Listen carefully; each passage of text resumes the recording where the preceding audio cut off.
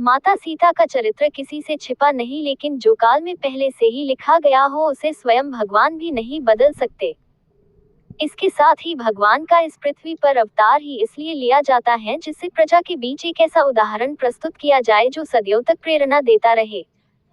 यही कारण था कि माता सीता का आचरण शुद्ध होने के पश्चात भी उन्हें इतने कष्ट झेलने पड़े तथा अपनी पवित्रता की प्रामाणिकता देनी पड़ी। लोक अपवाद के कारण भगवान श्री राम को माता सीता का त्याग करना पड़ा था। इसके बाद माता सीता वाल्मीकि आश्रम में रही थी, जहां उनके दो पुत्रों लव व कुश का जन्म हुआ था। जब वे दोनों बड़े हो गए तब उन्होंने अपने गुरु वाल्मीकि के आदेश पर अयोध्या में जाकर रामायण का गुणगान किया। उनके संगीत से प्रभावित होकर श्री राम ने उन्हें राजदरबार में रामायण गाने को आमंत्रित किया।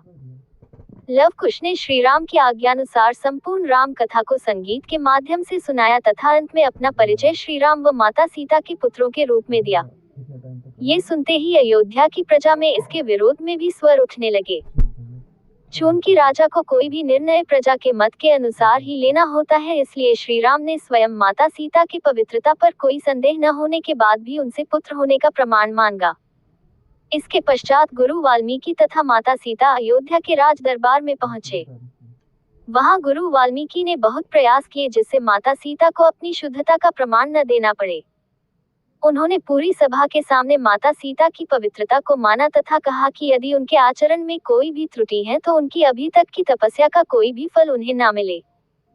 भगवान राम ने स्वयं खड़े होकर महर्षि वाल्मीकि जी से क्षमा याचना की तथा उनके द्वारा कहे गए कथनों को सत्य बताया। उन्होंने ये भी कहा कि उन्हें पूर्ण विश्वास है कि माता सीता पवित्र है तथा लव कुश उन्हीं के पुत्र है, लेकिन फिर भी लोक अपवाद को ध्यान में रखकर माता सीता को स्वयं अपनी प्रामाणिकता की शपथ लेनी पड़ेगी, जिससे प्रजा में कोई भी विरोध का स्वर न रहे। जब भगवान राम के द्वारा ये कथन कहे गए तब माता सीता ने हमेशा के लिए इस अपवाद को समाप्त कर देने के उद्देश्य से अपनी प्रामाणिकता की शपथ लेकर कहा कि यदि वह शुद्ध है तथा लव कुश उनके तथा श्री राम के पुत्र हैं तो ये धरती अभी फट जाए तथा वे उसमें समा जाए। इसके पश्चात धरती फट गई तथा माता सीता उसमें समा गई थी।